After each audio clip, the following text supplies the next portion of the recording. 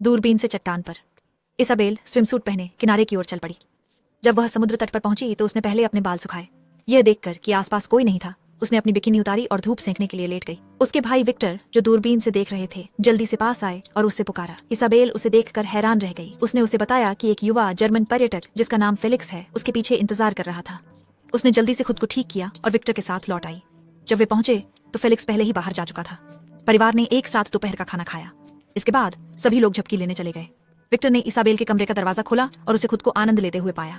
दोपहर में विक्टर ने फेलिक्स को पानी के किनारे खेलते देखा, जबकि इसाबेल और विक्टर धूप सेंक रहे थे। रेत उनकी जगह के पास से गुजरा और इसाबेल ने उसे हाथ हिलाया। उन्होंने अपनी शाम की योजनाओं के बारे में थोड़ी बात की। उसी रात अंधेरे की आड़ में इसाबेल विला से बाहर निकल गई।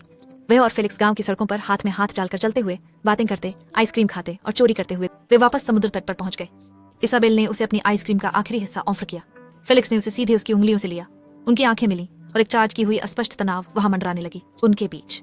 फेलिक्स ने इसाबेल की नाक की नोक को धीरे से छुआ, फिर उसकी बाहें सहलाते हुए उसे आश्वासन देने के लिए झुककर उसे चूमा।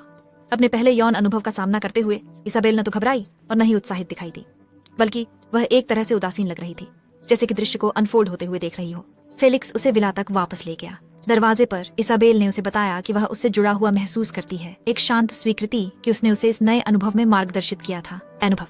अंदर आकर वह शीशे के सामने खड़ी हो गई। अपने नंगे पेट को बिना किसी भाव के देखती रही। उसके कमरे में विक्टर, जिसने रात भर जाग कर समय बिताया था, ने पूछा कि वह कैसा महसूस कर रही है, लेकिन इसाबेल नहीं चाहती थी कि बात करे। यह स्पष्ट था कि मुलाकात ने उसे अधूरा छोड़ दिया था। अगली सुबह बीच पर फेलिक्स इसाबेल से मिलने आया। वह अपने परिवार के साथ बहुत प्रेम पूर्वक थी और वे सभी उथले पानी में खेलते रहे, जबकि फेलिक्स किनारे पर खड़ा अनिश्चितता से देखता रहा। उस शाम परिवार इसाबेल का 17वां जन्मदिन मनाने के लिए इकट्ठा हुआ।